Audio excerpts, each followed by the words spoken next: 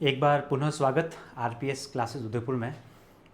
हाल ही में व्याख्याता भर्ती परीक्षा हुई और उसमें हिंदी के कुछ शब्दकोश से संबंधित प्रश्न पूछे गए।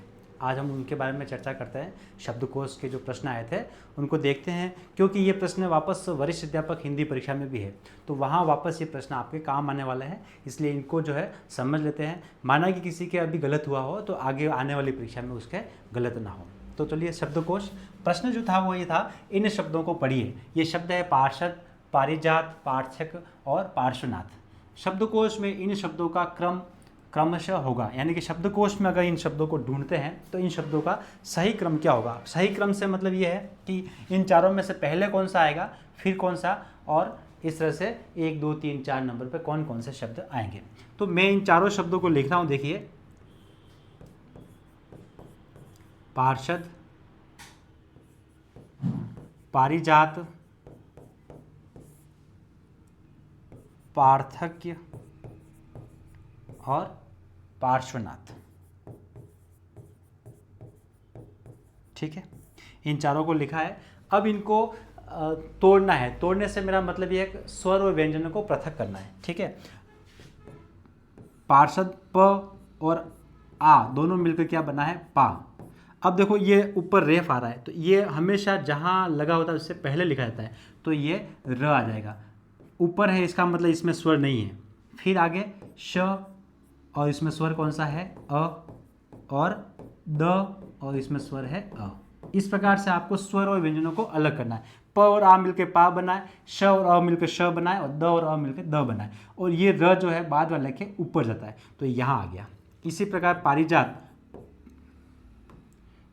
पारिजात में प धन आ, पा बन गया। री में र धन ई छोटी है तो आपको इधर छोटी लगानी है। जा, ज धन आ, और त धन अ। ठीक है, ये बन गया पारिजात। प और आ पा, र और री, ज और आ जा, और त और त। पारिजात कमल का पर्यायवाची है, ध्यान रखना है आप लोगों को। पार्थक्य, प धन आ, पा। ठीक है, वापस रेफ आ रहा है तो र पहले आ जाएगा, और फिर थ, और उसमें अ स्वर, फिर आधा क है तो आपको आधा क ही लिखना है, और य है तो य धन अ। ठीक है, तो प और आ पा, थ और अ थ, क आधुरे था, य और अ य बन गया। अब पार्श्वनाथ, प धन आ, पा बन गया। श, र। अब यहां ध्यान रखना है, ये रेफ है ना, पार,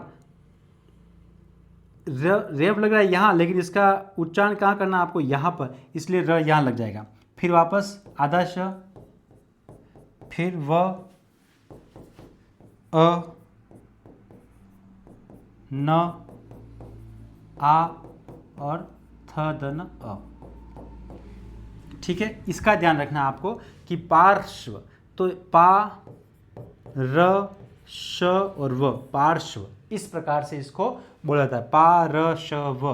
तो ये र है, इसमें तो स्वर है नहीं, इसलिए इस व के ऊपर लगा हुआ था। ठीक है, अब देखिए, इनको अपन काटते हैं। काटने से ये होगा कि पहले कौन सा आता है, अ से शुरू होता है शब्दकोश, और हिसाब से किस पे खत्म होना चाहिए, ज्ञ पे, लेकिन खत्म कहाँ होता है, ह पे। ये ध्यान रखना, वर्णमाला अ से ज्ञ तक है, शब्दकोश जो है वो अ से ह तक है।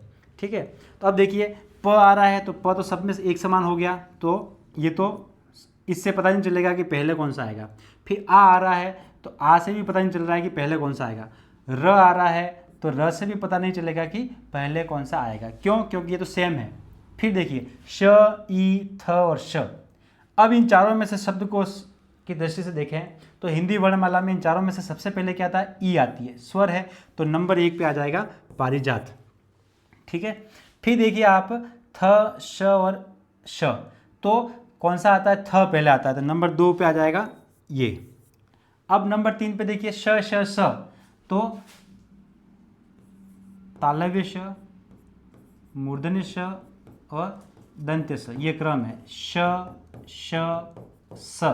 ठीक है, अब देखिए, ये तो हो गया, ई हो गया, थ हो गया, श पहले ये वाला आएगा, इसलिए नंबर 3 पे आ जाएगा पार्श्वनाथ, और ये श पार्षद वाला है तो नंबर 4 पे आ जाएगा ये वाला। तो अब देखिए कि सबसे पहले पारिजात, पारिजात है ब, तो ब वाला सबसे पहले आएगा, ब और ब। फिर नंबर 2 पे है पार्थक, पार्थक लिखा हुआ है स में, तो स और किसी में है ही नहीं, इसका मतलब ये आ सकता है।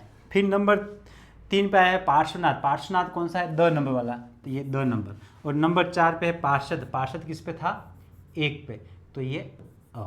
ठीक है, तो इस प्रकार से सही उत्तर क्या होगा, तीसरा वाला विकल्प।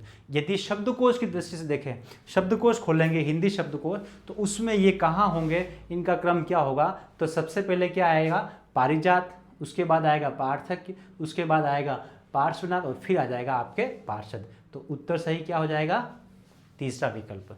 ठीक है, आप लोगों के सही हुआ होगा। अगर आप वरिष्ठ अध्यापक की परीक्षा देंगे हिंदी, तो वहाँ आप लोगों को वापस ध्यान रखना है। एक प्रश्न हो रहा था, किस विकल्प के सभी शब्दकोश क्रमानुसार लिखे गए हैं। ठीक, अब देखिए ये जो 4 विकल्प है, इसमें ये बताया गया है कि सभी शब्द जो है शब्दकोश के क्रम के अनुसार लिखे हुए हैं, यानी कि शब्दकोश में जो क्रम आता है उसके अनुसार लिखे गए हैं।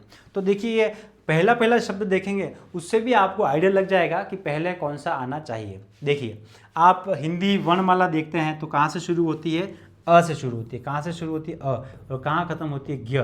अगर उसकी दृष्टि से आप शब्दकोश देखेंगे तो फिर क्या होगा कि जैसे कि क पहले आता है, ठीक है, फिर क ख ग घ अंग च छ, च छ और ज, और फिर लास्ट में आता है ज्ञ। ठीक है, तो सबसे पहले क वाला, फिर च वाला, फिर ज वाला और फिर ज्ञ वाला। अगर आप हिंदी वर्णमाला के से देखेंगे तो आपको लगेगा कि विकल्प 2 वाला सही है। क्यों, क्योंकि क पहले आता है, उसके बाद देखेंगे तो च आएगा, फिर ज आएगा और फिर ज्ञ आएगा। ठीक है, किसकी दृष्टि से देखते हैं आप, हिंदी वर्णमाला की दृष्टि से। लेकिन अगर शब्दकोश की दृष्टि से देखते हैं कि शब्दकोश के अनुसार कहाँ आएगा, तो अब वापस में देखिए, वापस ये चारों शब्द लिख रहा हूँ। एक शब्द है कवि, एक है ज्ञानी, एक है चित्रकार और एक है ज्योतिष। ठीक है, 4 शब्द हैं। अब देखिए इनका सही क्रम क्या होगा। कवि को मैं तोड़ रहा हूँ, क धन अ धन व धन ई छोटी। ठीक है, ज्ञानी में ज्ञानी ज्ञ शब्द किससे बना है आप लोगों को पता होगा, ज धन य से बना है ज्ञ। ठीक है, तो ज्ञानी में ज्ञ आ रहा है तो या आ जाएगा, तो ये ज धन य और स्वर कौन सा है, आ, और न धन ई। ठीक है, ये ज्ञानी। चित्रकार में च धन ई छोटी है। अब त्र, त र और अ मिलकर क्या बना है, त्र, त्र संयुक्त व्यंजन है इसलिए। कार, क धन आ, र धन अ। ठीक है, अब है ज्योतिष, ज धन य धन ओ धन त धन ई धन श और इसमें अस्वर। इस प्रकार से स्वर और व्यंजनों को आपने अलग किया है। ठीक है, ये आपको आना चाहिए कैसे स्वर और व्यंजनों को अलग करते हैं। इसमें ध्यान कहाँ रखना है आपको कि जैसे क्ष त्र ज्ञ आता है तो और एक श्र आता है, तो इनको कैसे स्वर और व्यंजन को पृथक करते हैं। क्ष का निर्माण होता है क धन श धन अ, इन तीनों से मिलकर बनता है क्ष। त्र का निर्माण होता है त धन र धन अ, बराबर क्या बनता है, त्र बनता है।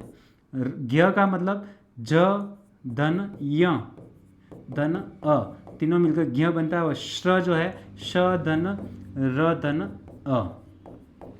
ठीक है, ये मिलकर श्र बनता है। अब आप देखिए कि ये जो है इसमें सबसे पहले क्या आएगा, तो देखिए क ज च और ज। तो अगर हिंदी वर्णमाला देखें तो क पहले आता है, तो नंबर 1 पे आ जाएगा आपके कवि। क्या आ जाएगा, कवि। ठीक है, अब देखो ज च और ज, इनमें से क्या पहले आता है, तो च पहले आता है, तो नंबर 2 पे आ जाएगा चित्रकार। ठीक है, नंबर 2 पे क्या आ जाएगा, चित्रकार। अब देखिए ज और ज दोनों एक जैसे हैं, तो आगे वाला वर्ण देखा जाएगा। य और य, तो पहले क्या आता है, य आता है, तो पहले क्या आ जाएगा, ज्ञानी, तो नंबर 3 पे आ जाएगा ज्ञानी। और फिर आ जाएगा नंबर 4 पे आ जाएगा आपके ज्योतिष। क्यों? देखिए आपको ज और ज कॉमन है, इसमें कैसे पता लगा है? क, ज, च और ज। तो सबसे पहले क आता है तो कवि पहले हो गया, फिर च आता है तो चित्र का नंबर 2 पे हो गया। अब ज और ज एक जैसे आए तो अगला वर्ण देखा जाएगा, य और य। तो पहले य आता है, च, छ, ज, ज, य, तो ये आता है, इसलिए ज्ञानी आ जाएगा तीसरे नंबर पे, और चौथे नंबर पे ये आ रहा है तो ये आ जाएगा ज्योतिष। तो इस प्रकार से अब आप देखिए कि सबसे पहले क्या आ रहा है? कवि, तो सभी में कवि लिखा हुआ है। नंबर 2 पे आ रहा है आपके चित्रकार, तो नंबर 2 पे चित्रकार यहाँ पर भी लिखा हुआ है और यहाँ पर भी लिखा हुआ है। नंबर 3 पर आ रहा है ज्ञानी, तो ये ज्ञानी हो गया, और नंबर 4 पे आ रहा है ज्योतिष, तो ये ज्योतिष हो गया। तो सही उत्तर क्या होगा? तीसरा वाला विकल्प। तो कौन सा सही होगा? तीसरा। अगर आप हिंदी शब्दकोश, हिंदी वर्णमाला के से देखेंगे तो आपको ये नजर आएगा, लेकिन सही क्या होगा? ये वाला। क्यों? क्योंकि हम क्या पढ़ रहे हैं? हिंदी शब्दकोश। ठीक है, तो इस प्रकार के प्रश्नों के ऊपर हम चर्चा करते रहेंगे, जिससे आपको आगामी परीक्षा में मदद मिल सके। धन्यवाद।